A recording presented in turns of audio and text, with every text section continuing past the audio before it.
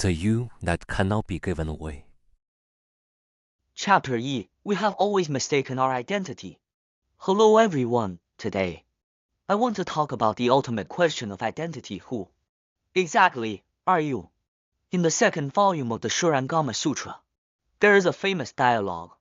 The Buddha spoke a sentence to his disciple, Ananda, that sounded heavy yet was filled with profound compassion.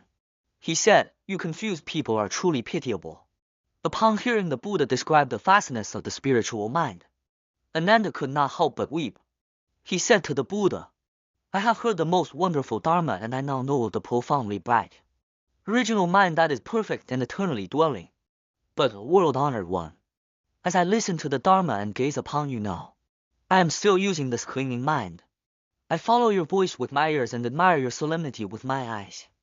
If you say this mind, the one that distinguishes and thinks, is not real, then wouldn't I become an empty shell?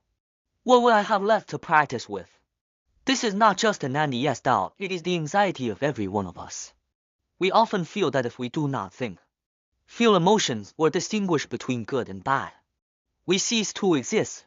Chapter R. The myth of the finger and the moon. In response to Ananda's tears, the Buddha shared a metaphor that had been passed down from millennia, the finger pointing at the moon. The Buddha said, "Ananda, if you still use this clinging mind to listen to the Dharma, then what you receive is merely the conditions of the Dharma, not the nature of the Dharma itself. Imagine a pitch-black night. I point at the moon in the sky and say, 'Look, the moon is there.' At that moment, you should follow my finger and look toward the night sky to see the bright moon. But some people stare at the finger instead, nodding earnestly and saying, 'Oh, so the moon is flesh-colored and has a fingernail at the tip.' This sounds absurd, doesn't it? Yet the Buddha tells us that we commit this mistake every single day of our lives. The sutras are fingers. Language is a finger. And the various logical deductions in our brains are fingers. If you cling to these tools and believe that the thoughts capable of reflecting and reacting are the truth itself, you not only fail to recognize the moon but also fail to understand the true purpose of the finger. If you believe that the mind which distinguishes sounds is you, then ask yourself, when the sound vanishes, where does your distinguishing nature go?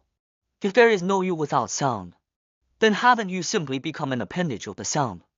Chapter C. The innkeeper and the passing guests.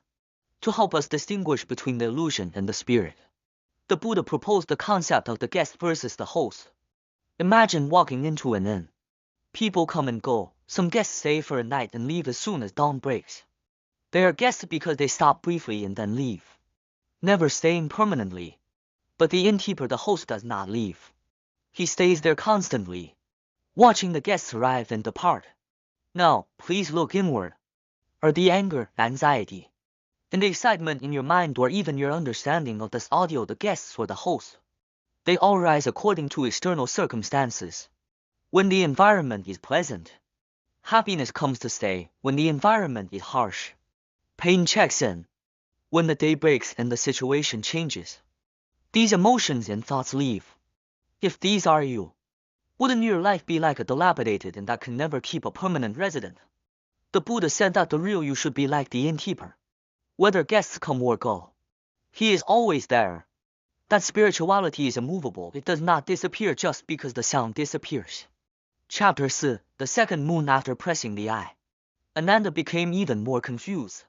He asked, if the mind that thinks and hears is just a temporary guess, then what does that spirituality, the one that cannot be given away and dwells eternally, look like? How can I grasp it? The Buddha then introduced a profound concept, the primary essence of seeing. The Buddha said, "Ananda, look at me now. This power of yours that is able to see, though it is not yet the ultimate profoundly essence bright mind, is like a second moon rather than a mere shadow of the moon." What does this mean? The Buddha used the physiological phenomenon as a metaphor.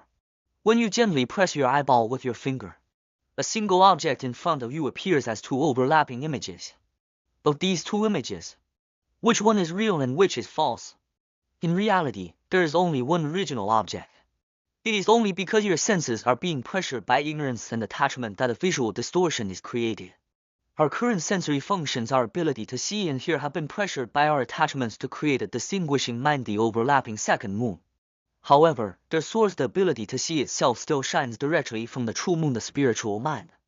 Chapter 2: The 8 Returns and Experiment of the Soul.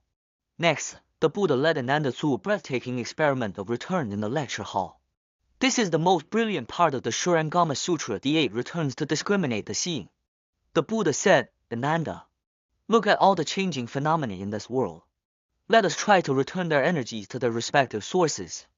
Return brightness, we return the sunlight in the hall to the sun. Without the sun, there is no light. Light belongs neither to you nor the hall, it belongs to the sun. Return darkness at the dead of night with no moon or stars. We return the darkness to the dark moon, the lunar phase. Return penetration, the sense of openness between the windows and doors. We return to the openings. Return obstruction, the sense of being blocked when facing a wall. We return to the walls. Return objects, the various categorized objects and environments you observe are external conditions. We return them to the objects themselves. Return void, the sensation of emptiness. We return to the space. Return turbulence, the turbid side of dust soaring in the air. We return to the dust. Return purity, the refreshing feeling of clear air after rain. We return to the clear weather. The Buddha listed these 8 fundamental phenomena of the world and said, Ananda, look, brightness, darkness, penetration, obstruction, conditions, void, turbulence, and purity, all these have causes and conditions. Since they have causes, they can be returned to those causes. Then the Buddha asked the question that made everyone hold their breath. When these 8 phenomena have each returned to their places, to whom do you return the nature of seeing that is able to see these 8 changes? Follow the Buddha's logic. If you return your seeing to brightness, then when it gets dark, you should be unable to see darkness, because your seeing would have been returned to the sun along with the light. But the fact is, when light comes, you see light. When light goes, you still see darkness. Brightness and darkness come and go, but your seeing itself neither comes nor goes, neither rises nor ceases. This was the Buddha's earth-shattering conclusion. That which can be returned naturally is not you, but that which cannot be returned to anywhere. If it is not you, who is it? Those things that can be returned are naturally not you, but that essence of seeing in your life which remains there regardless of how the environment changes, regardless of aging or sickness, and which simply cannot be given away. If that is not you, who else could it be? Chapter 0: Why do you drift in life and death? At this point, we truly understand the Buddha's sigh. Every one of us possesses this profoundly bright original mind. It is pure, eternal, and does not change with the environment. Yet, we have lost our way. We mistake these fleeting, changing phenomena, the 8 conditions, for the essence of ourself. This is why we are constantly submerged in the bitter sea of life and death. It is like a master who owns the entire ocean but imagines himself to be a single grain of sand or a tiny bubble, drifting helplessly with the waves, living in constant fear. The Buddha said this is pitiable. In truth, we do not need to search for the spiritual mind. We only need to see clearly. The awareness that is able to perceive pain and see chaos is not itself in pain or in chaos. It is the host who can never be sent away. Chapter 2: Conclusion: Returning to the place of no return. This section of the Shurangama Sutra is not about metaphysics. It is teaching us an ultimate subtraction of life.